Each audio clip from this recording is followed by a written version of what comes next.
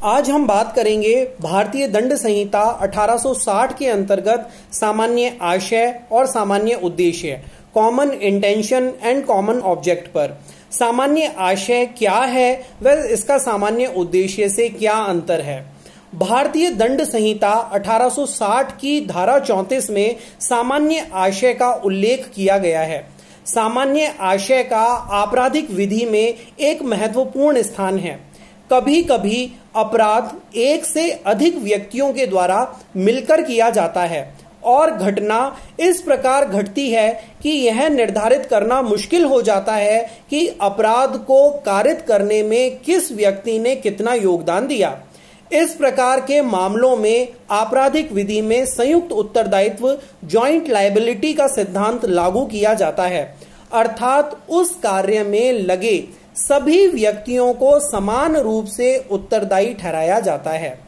सामान्य आशय, common intention, भारतीय दंड संहिता 1860 की धारा 34 सामान्य आशय को अग्रसर करने में कई व्यक्तियों के द्वारा किए गए कार्य। जबकि कोई आपराधिक कार्य कई व्यक्तियों के द्वारा अपने सब के सामान्य आशय को अग्रसर करने में किया जाता है, तब ऐसे व्यक्तियों में से हर व्यक्ति उस कार्य के लिए उसी प्रकार के दायित्व के अधीन है मानो वह कार्य अकेले उसी ने किया हो। यह धारा आपराधिक विधि में संयुक्त उत्तरदायित्व के बारे में एक महत्वपूर्ण सिद्धांत प्रतिपादित करती है।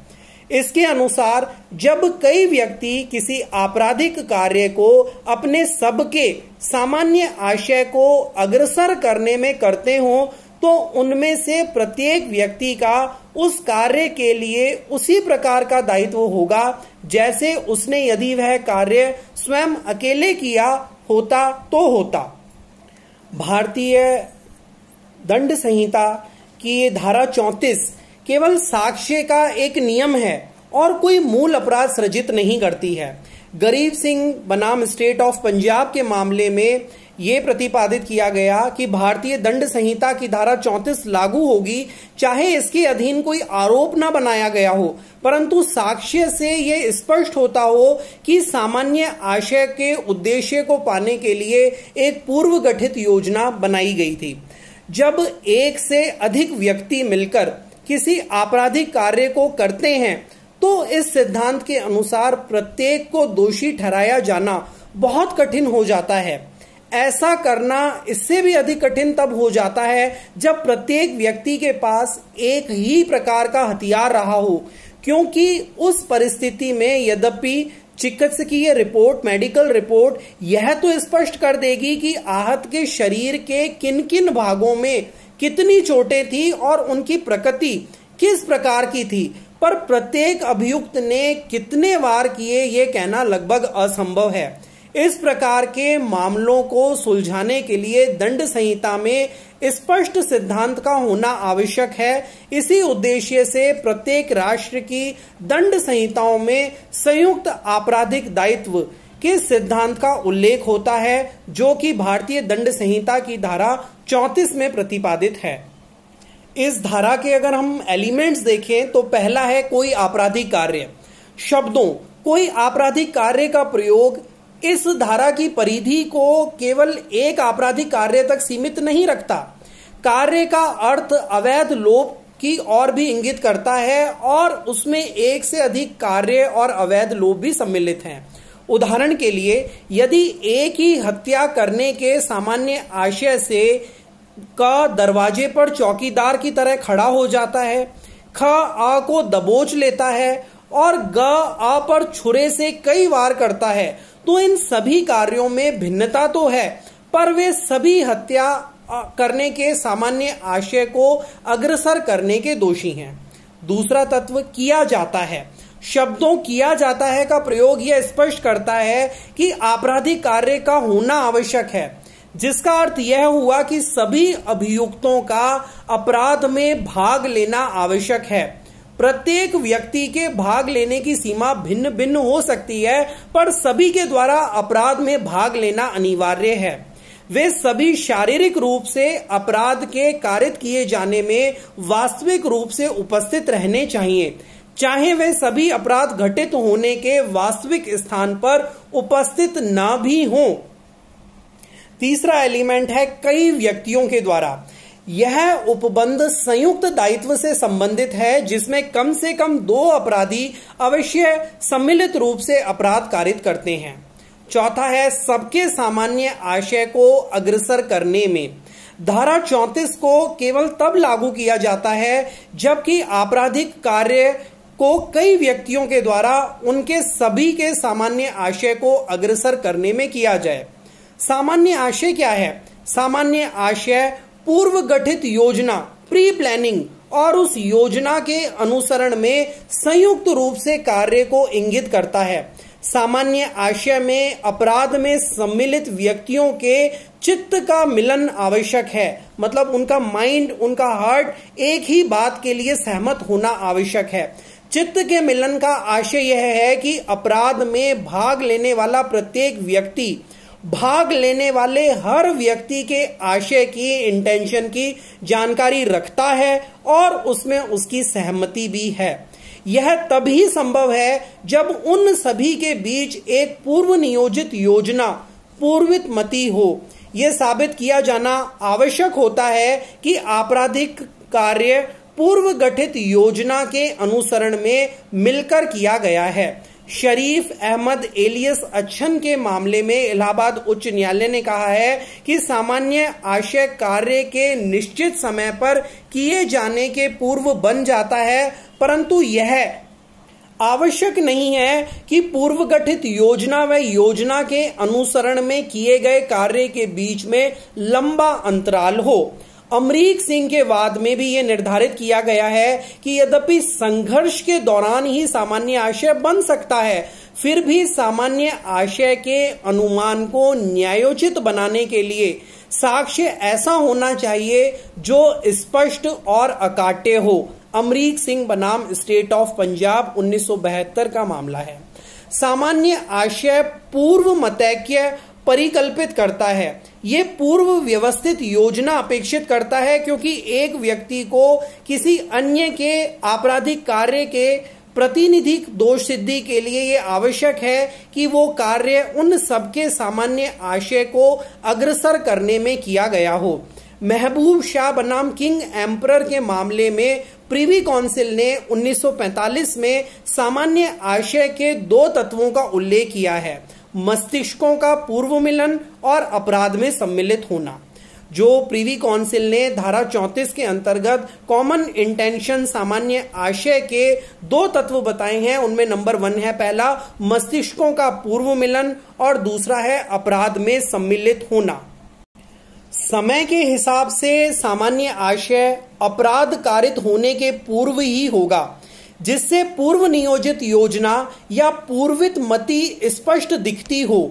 और यद्यपि अधिकतर मामलों में किसी व्यक्ति का आशय साबित करना कठिन होता है, तो भी आशय का अनुमान कार्य या आचरण या अन्य सुसंगत परिस्थितियों से करना पड़ता है।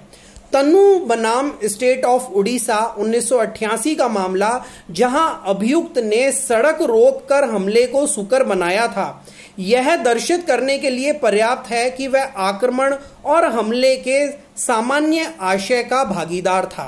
सामान्य आशय और समान आशय में भेद, कॉमन इंटेंशन और सिमिलर इंटेंशन में भी डिफरेंस है। सामान्य आशय का अर्थ कई व्यक्तियों के केवल मात्र एक जैसे आशय से नहीं है। सामान्य आशय गठित करने के लिए यह जरूरी है कि उनमें से प्रत्येक का आशय दूसरे को मालूम हो और वे उसमें भागीदार हों। स्टेट ऑफ उत्तर प्रदेश बनाम रोहन सिंह के वाद में सुप्रीम कोर्ट ने सामान्य आशय और एक ही प्रकार के आशय में सुभिन्नता की। अभियुक्त ने सिर पर चोट कारित की, दूसरे अभियुक्त ने बंदूक चलाकर क्षति पहुंचाई जिससे मृत्यु कारित हुई। निर्धारित हुआ कि उसी स्थान पर मौजूद होने के कारण हो सकता है कि उनका एक ही प्रकार का आशय हो, किंतु सामान्य आशय साबित करने के लिए वह पर्याप्त नहीं था। एक दूसरे का आशय जाने बिना एक ही आशय भी इस धारा के लिए पर्याप्त नहीं है। गज्जन सिंह बनाम स्टेट ऑफ पंजाब के मामले में यह निर्धारित किया गया कि यदि मामले के तथ्यों और परिस्थितियों से सामान्य आशय का निष्कर्ष नहीं किया जा सकता तो भारतीय दंड संहिता की धारा 34 का अवलंब नहीं लिया जा सकता है। यूनुस बनाम स्टेट ऑफ यूपी के मामले में जहां अभियुक्त को इस बात का कोई ज्ञान नहीं था कि दूसरा अभियुक्त खतरनाक आयुध लिए हुए था और मृतक से उसकी पहले से कोई शत्रुता भी नहीं थी, यह अभी निर्धारित हुआ कि मृतक को मार डालने के सामान्य आशय का वह भागीदार नहीं था। चूंकि उसने मृतक पर हमला किया था, वह साधारण उपहति कारित करने के सामान्य आशय का भागीदार होने का दोषी होगा। कई लोग एक ही समय एक आदमी पर हमला कर सकते हैं और प्रत्येक उसका वध करने का आशय रख सकता है और प्रत्येक व्यक्तिगत रूप से पृथक पृथक घातक वार कर सकता है, और फिर यह भी हो सकता है कि इस धारा के द्वारा अपेक्षित सामान्य आशय किसी के मन में ना रहा हो, क्योंकि पूर्व व्यवस्थित योजना बनाने के लिए पूर्व एकमतता नहीं हुई थी। ऐसे किसी मामले में प्रत्येक व्यक्ति अपने द्वारा कारित किए गए घाव के लिए व्यक्तिगत रूप से दंडनीय होगा और किसी को भी अन्यों में से किसी के कार्य के लिए प्रतिनिधिक दंड नहीं दिया जा सकता। दूसरा है कंसेप्ट सामान्य उद्देश्य, कॉमन ऑब्जेक्ट, जिसे भारतीय दंड संहिता की धारा 149 में बताया गया है। भारतीय दंड संहिता की धारा 149 सामान्य उद्देश्य को अग्रसर करने के लिए किए गए अपराध को व्याख्यापित करती है। इस धारा के अनुसार विधि विरुद्ध जमाओं का हर सदस्य सामान्य उद्देश्य को अग्रसर करने में किए गए अपराध का दोषी। यदि विधि विरुद्ध जमाओं के किसी सदस्य के द्वारा उस जमाओं के सामान्य उद्देश्य को अग्रसर करने में अपराध किया जाता है या कोई ऐसा अपराध किया जाता है जिसका किया जाना उस जमाओं के सदस्य उस उद्देश्य को अग्रसर करने में संभाव्य जानते हैं, तो हर व्यक्ति जो उस अपराध के किए जाने के समय उस जमाओं का सदस्य है उस अपराध का दोषी होगा। इस धारा के अंतर्गत जो सामान्य उद्देश्य के आवश्यक तत्व हैं वो ये है, नंबर 1 की अपराध अवैध गुट, विधि विरुद्ध गुट के किसी सदस्य के द्वारा किया गया हो। अवैध गुट, विधि विरुद्ध गुट क्या है, वो भारतीय दंड संहिता की धारा 141 में परिभाषित है, जिसमें 5 या 5 से अधिक व्यक्ति होते हैं।